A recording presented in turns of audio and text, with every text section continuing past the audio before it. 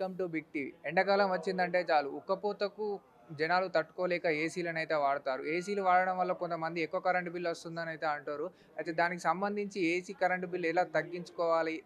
ఎలాంటి జాగ్రత్తలు తీసుకుంటే కరెంట్ బిల్ తక్కువ వస్తుందని తెలుసుకోవడానికైతే మనతో పాటు సేల్స్ ఎగ్జిక్యూటివ్ అయితే ఉన్నారు. ఆయనను అడిగి మనం తెలుసుకుందాం. హాయ్. హాయ్ అండి. ఇప్పుడు ఎక్కువగా కరెంట్ బిల్ వస్తుందని అయితే అంటారు. ఏసీ వాడడం వల్ల కరెంట్ బిల్ ఎక్కువ వస్తుందని అంటారు. దానికి ఏం చేయాలి తక్కువ రావాలంటే? ఏసీస్‌లో ఒకప్పుడు నాన్ ఇన్వర్టర్ ఏసీస్ ఉంటుండే. ఇప్పుడు మార్కెట్‌లో అన్ని ఇన్వర్టర్ ఏసీస్ వస్తున్నాయి. ఇన్వర్టర్ ఏసీస్‌లో పవర్ సేవింగ్ అనేది ఎక్కువుంటది. దాంట్లో మీరు 5 స్టార్ రేటింగ్ అనేది వాడితే ఏందంటే పవర్ బిల్ అనేది తక్కువగా వస్తుంది. ఏసీ వా ఏసీ వాడేటప్పుడు ఎలాంటి జాగ్రత్తలు తీసుకోవాలి? అంటే కొత్తగా తీసుకున్నవారు.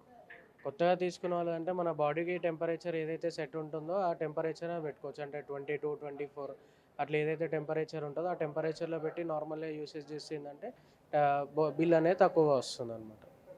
ఇప్పుడు ఏసీలలో ఇట్లా 3 స్టార్, 5 స్టార్, 4 స్టార్ ఇట్లా రేటింగ్స్ ఉంటాయి. ఆ రేటింగ్స్ ఏంటి? అసలు 3కి, 5కి డిఫరెన్స్ ఏముంటది? అంటే ఏసీ మ్యానుఫ్యాక్చరింగ్ చేసినప్పుడు ఏం చేస్తారంటే ఏదైతే బ్రాండ్ ఉంటుందో ఆ బ్రాండ్ వాళ్ళు ఇక్కడ ఐఎస్ఈఆర్ రేటింగ్ అని చెప్పి ఉంటుందన్నమాట.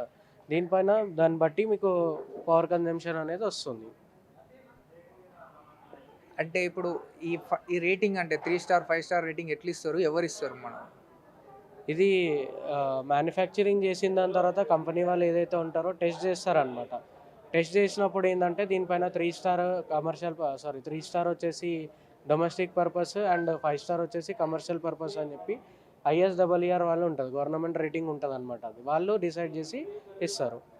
ఇప్పుడు 5 స్టార్ రేటింగ్ ఇప్పుడు డొమెస్టిక్‌గా వాడరాదంటారా?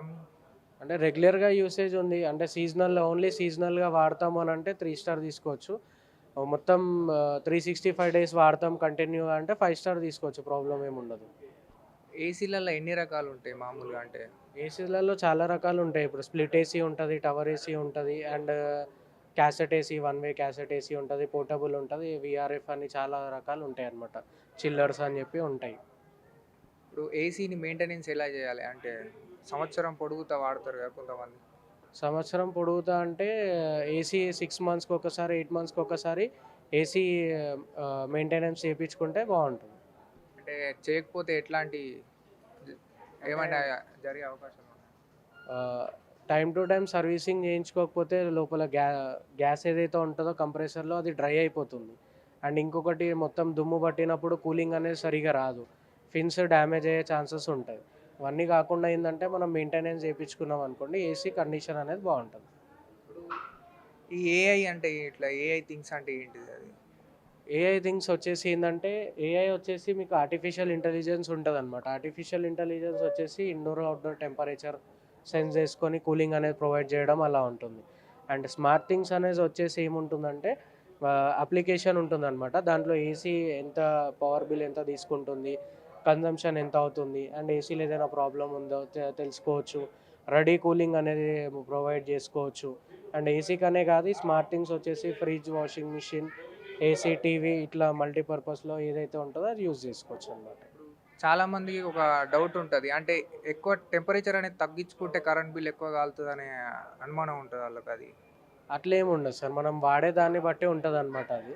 మనకు బాడీకి టెంపరేచర్ ఏదైతే పర్ఫెక్ట్‌గా ఉంటదో దాంట్లో మనం యూసేజ్ చేసుకోవచ్చు. అంటే మనం చెప్పలేం. కొందరికి 16లో కంఫర్ట్ ఉంటది. కొందరికి 24లో కంఫర్ట్ ఉంటది. ఎవరికైతే ఎందులో అయితే డిపెండ్ అపాన్ కూలింగ్ వాళ్ళకి కంఫర్టబుల్ ఉంటదో దాంట్లో వాడుకోవచ్చు. ఇప్పుడు సమ్మర్‌లో ఏసీ వాడేవారికి ఎలాంటి టిప్స్ తీసుకుంటే బావుంటది? అంటే ఎక్కువగా కూల్ గాని లేకపోతే నార్మల్ టెంపరేచరా ఎట్లా వాడుకోవాలి?